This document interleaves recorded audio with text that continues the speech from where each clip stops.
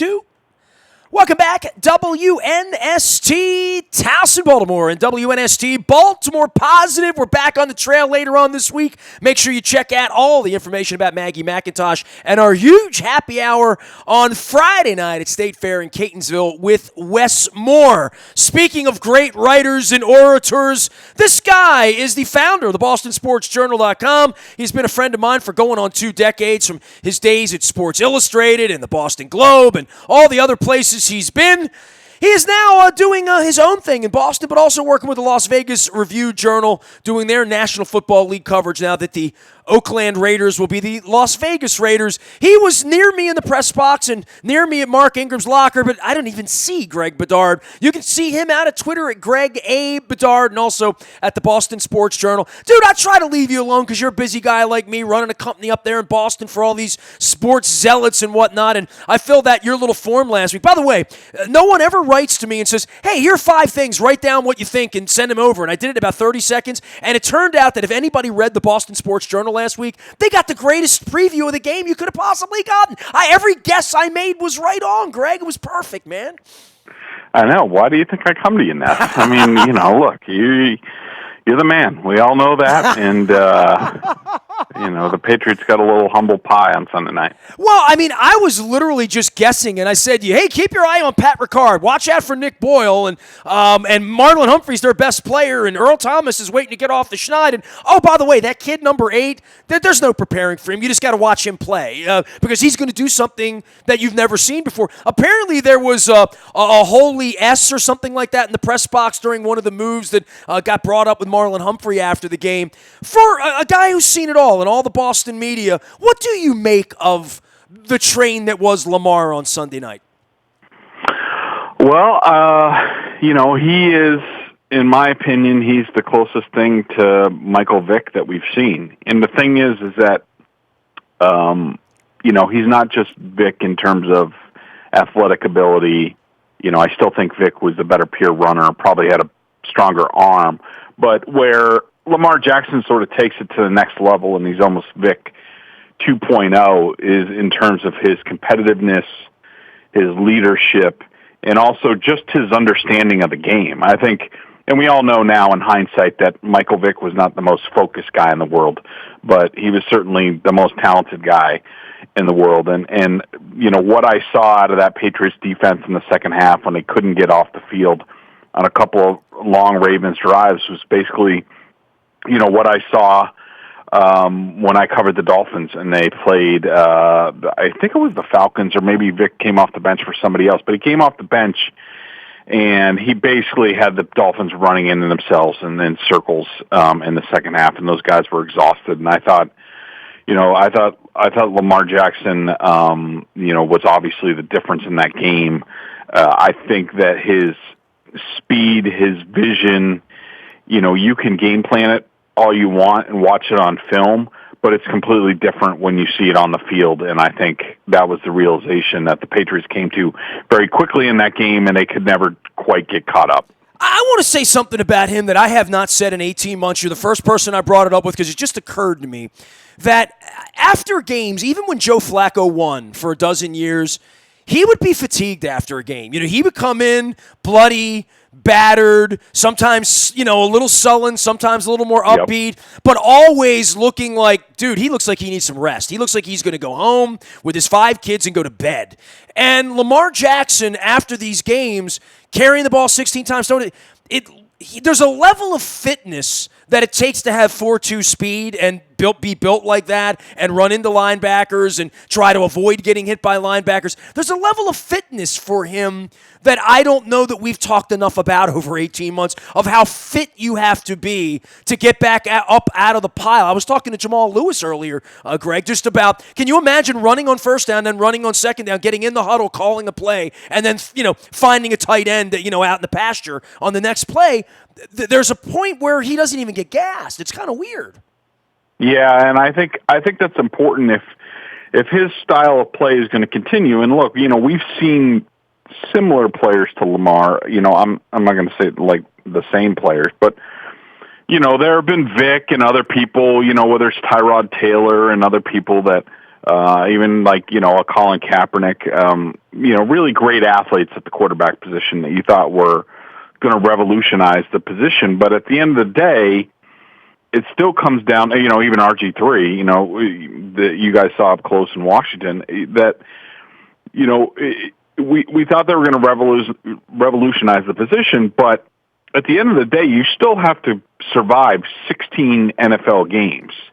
And taking those hits from these giant and fast men, that it's much different than the college game. And, no one's ever really been able to do that. And, you think that, my overriding thought coming out of that game was, I think this guy has a chance because of, his smarts, his feel for the game.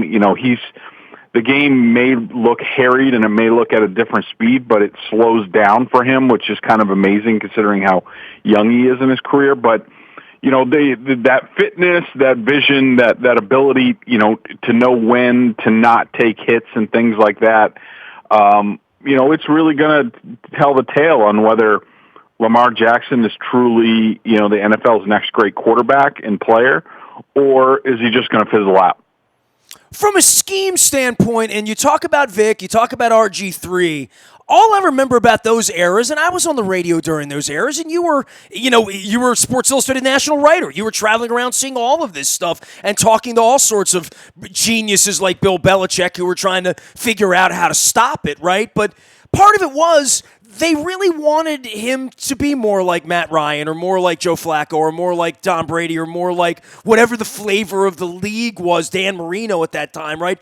That they never said, well, you have those wheels, let's tailor the game around you. It was always guys like you and me saying, well, it's a National Football League, Greg. Some point he's going to have to stand back in the pocket and deliver. And at some point he's going to be down 2 touchdowns with 10 minutes left to go, and they're going to have to just throw.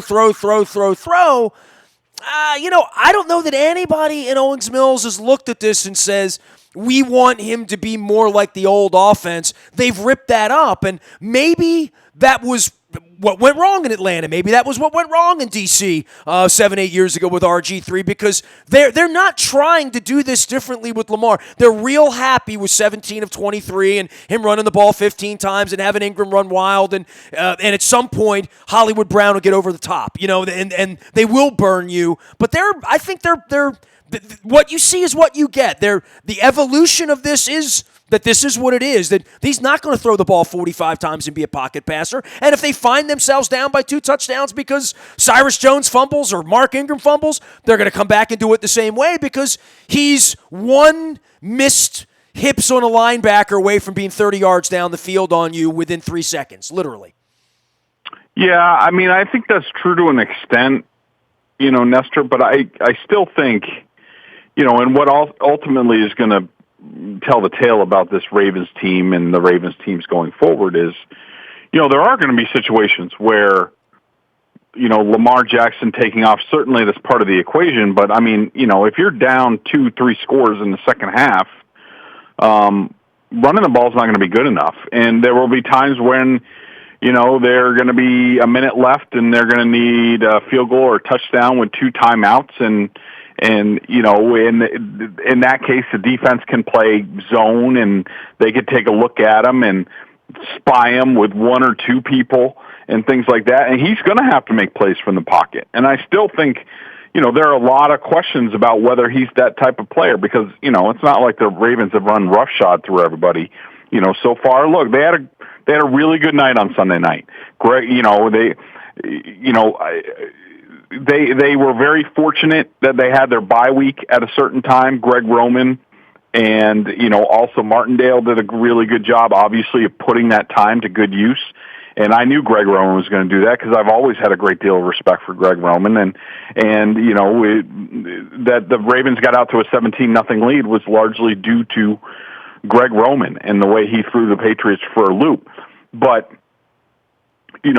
still, the Ravens were, let's also, yes, they had the couple fumbles that set up the Patriots, but, Lamar was kind of fortunate in that game at times, whether it was the first 3rd down throw, that almost went into the turf that the guy made a great catch on. There were deflected balls that went up in the air. He had some poor arm angles that easily could have been picked off from the Patriots and sort of changed things. So, I thought a lot of things went right for the Ravens the other night, including the bye week, that they had the week of rest and prep, which was huge, and they were going against the Patriots team, which is obviously still figuring some things out offensively and haven't been to their bye and are beat up and are missing a bunch of people. Yes, it was very impressive. I don't want to take anything away from the Ravens because they certainly deserve that victory and looked like the much better team on Sunday night. But I wouldn't go crazy about this because, football is a funny game. Well, fascinating that the Patriots couldn't get off the field at the end, right? That this is the way the Ravens torture you. They get up on you a little bit, and you're in the game. They're never really blowing you out like that. But then there comes that point where they take the ball with 11 minutes left to go in the game, and you get it back with 3. And they have the unique ability to do that. It's the offensive line. It's built for that. It's all of these Nick Boyles and Willie Sneads who are glorified tight ends to some degree, or guys who block first, catch, and worry about stats and worrying about catching the ball later. It's a very difficult thing. I mean, that's certainly not who Odell Beckham Jr. is. That's not who Jarvis Landry. But they're also 2-6. This team here, there's been a buy-in for Harbaugh as to how this is going to get done. But more than that, the fact that they can go out and do it against the Bill Belichick defense at the end of the game, once the Patriots really put the juice back into the game. Well, 17-0, then all of a sudden it wasn't anymore. And that's usually where another team would go into a fetal position or wouldn't have a knockout punch, and certainly the knockout punch being, we're going to run the ball down your throat. That's a thing that must be difficult for Belichick to deal with in the aftermath. Yeah, I mean, but I think a lot of that was accumulated from the start of the game. I mean, the Ravens got to play the game entirely on their terms the entire time. And that does not happen very often. I mean, I give them all the credit in the world because they played a more Patriot-like game than the Patriots did. But also, that 17-0 lead and the job that Roman did early on, the Ravens had the ball 12 plus minutes in the first quarter. I mean, that is basically landing about 20 body blows on a heavyweight boxer, and you saw the result that it had on their legs, later in the game. Now, and the Ravens needed that start. If Edelman doesn't fumble, which he never does, and he suddenly did that night, that was a 14-point swing right there. I mean, if the Patriots go in there and score, and Edelman fumbles at the 30. Who knows what happens after that? But, it was certainly an impressive win. The Ravens obviously feel good about where they're going. I mean, but, look, this is still a team that got blasted by the Browns at home. They struggled to beat the Steelers and the Bengals. They certainly have put together 2 impressive victories over the Seahawks and the Patriots, but with games against the Texans and the Rams and the Niners, coming up, there's more proving ground for them. And I think, to me, as a national guy who has seen a bunch of different versions of teams, I think they had a really good night the other night. They should be very proud of what they did. They certainly deserve that victory and sort of the pummeling that they gave the Patriots at times. But there's still a long ways to go for this group, I would say. Greg Bedard's one of my favorites. You can follow him at Greg A. Bedard, Bedard, National Football League writer for the Las Vegas Review-Journal, but of course the founder of Boston Sports Journal and known for his Boston sports coverage as well as his longtime work at SI as a National Football League writer. I guess on the national side of this, if you're writing this story a year ago about John Harbaugh and Flacco going out and Harbaugh was going to be moving along to Green Bay or Miami or somewhere else, and there was going to be a new sheriff in town, and here we are a year later. Harbaugh's still here. He has survived all of this, but more than that, the coaching staff that in the aftermath, all I wake up on Monday morning and read about was Wink Martindale, hot coordinator, Greg Roman, hot coordinator. He's going to have hot coordinator disease by the time all of this is over, but certainly for Harbaugh and the survival here in Baltimore and for what he's been as a coach and a tenure guy, this is a second life for him as well. Oh, no question. And, I was one of the guys at SI that was bringing up a couple years ago, like, do the Ravens move on from Harbaugh? Because I think they had gone, I don't know, something like 4 out of 5 years without the playoffs and, other, or whatever it was, and That's other correct. head coaches that had tenures with the Ravens had gotten let go, and they certainly showed their faith. I mean, I think the world of John Harbaugh as a coach. My main criticism of him, in recent years has been his handling of the offensive coordinators. I mean, it's been terrible. The guy, whether it's Morningwig or Caldwell or, whatever, he might have had Cam Cameron at some point. Yeah, he fired Cam Cameron in week 11 of the Super Bowl, man. It's crazy. Yeah, I mean, but the choices he made at offensive coordinator were basically fireable offenses in my mind. I mean, that any type of, football mind saw like Marty Morningweg and said, he's the guy to direct my offense. I mean, it's insanity. And look, he struck oil on Greg Roman. I thought that immediately when it happened. I thought that was the perfect guy. But Roman's going to be gone after this year. He's going to get a head job. There's little doubt in my mind. And then what does Harbaugh do there? Who does he get to sort of be as inventive with Lamar Jackson? There are not many coordinators currently in the NFL that can do that. And if he doesn't make the right choice and Roman moves on, defense I'm not worried about. They always find a guy to run something, and I think they should bring Rex or somebody back. But the offensive coordinator thing, that's always going to be his bugaboo. He has not made good hires there.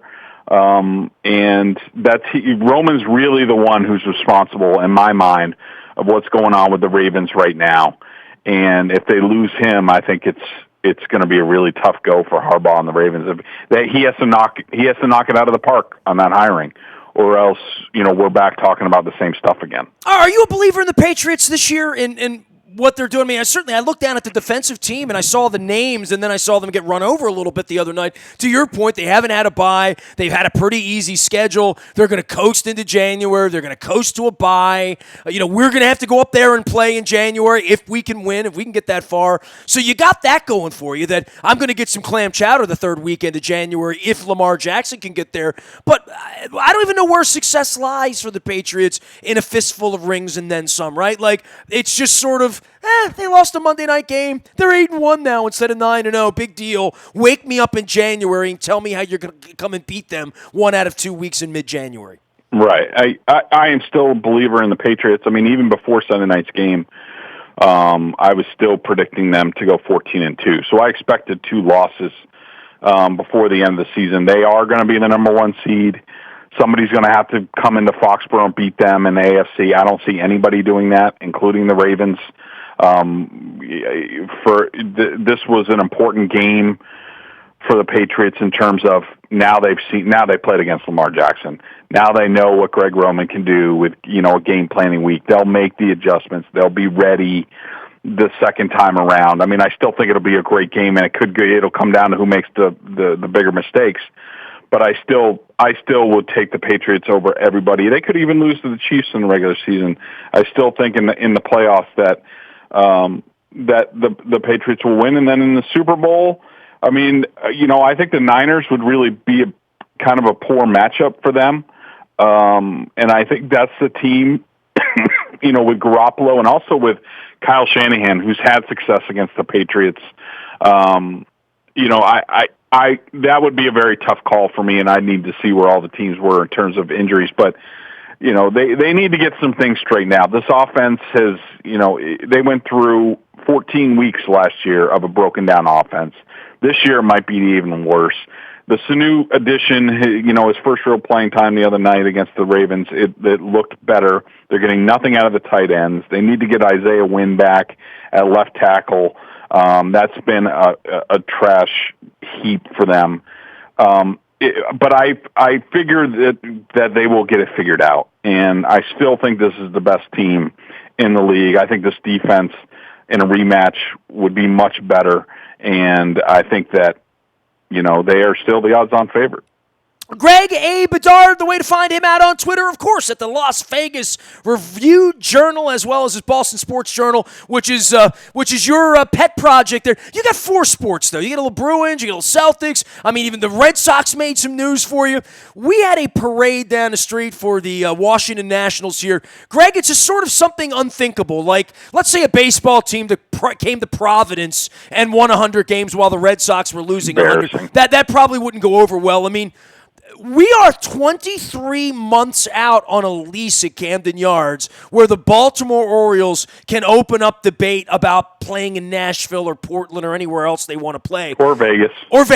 These are very, very strange, nervous times in my city, and I have been, as you know, very outspoken. Yep. It's embarrassing. I mean, I feel that was one of my first thoughts watching the Nationals celebrate was like, oh my God, those poor Oriole fans. It's terrible because, those of us who have been born and bred in the AL East know, the greatness and the history of the Orioles and how much better the game is when, Baltimore matters and you have a full house at Camden Yards and all that stuff. I mean, it's tremendous. And just, what's happened there. I mean, Angelos, just sell the team. Like, get somebody who really cares about the product. I mean, it's flat out embarrassing and you guys deserve better than that. Hey, man, I hope everything's going okay for you. Can you imagine 108 losses a couple years in a row for the Red Sox and you running Boston Sports Journal? How much fun that would be from April? No, I mean, but I wouldn't have to worry about it because people would start rioting in the streets and making John Henry's life very uncomfortable. So that'll never happen. You think the Tea Party was something? Ha! All right, Greg, Take care, man. Get some rest. We'll stay in touch. Always great reading your work. Thank you. Sounds good. Thanks, bud. Greg Bedard joining us here from New England, where he will be serving me clam chowder with the little oyster crackers and something like that, probably third week of January we get up there. Lamar Willing. You can find him at Greg A. Bedard out on Twitter. You can find me out on the buy at Toyota.com Audio Vault 24 hours a day from anywhere in the world on your mobile device by downloading the TuneIn radio app. We do come in crystal clear from anywhere in the world. Our Baltimore positive stuff percolating all week long. Big guests, big stories. Find that everything at BaltimorePositive.com. Mark Weller's our guest this week. Next week, Lena Wen, incredible doctor. Had a great chat with her at Jennings last week. Also had some great lasagna at Jennings last week. Back at State Fair this week. Friday night, Wes Moore doing a special happy hour. And then a Thursday morning, we're with Maggie McIntosh as well. We're back at Fadley's next week with Thoreau Vignaraja, who's running for mayor. Police Commissioner Harrison's going to join us next month down at Fadley's as well. So check out the schedule. Don Moeller and I, you'll hear it here at WNST.net as well. Big week ahead. Cincinnati. Don't screw this one up. I'm going to skip the chili and skip the indigestion. I am Nestor. We are WNST.net, AM 1570 and WNST Towson, Baltimore. And we never stop talking Baltimore sports.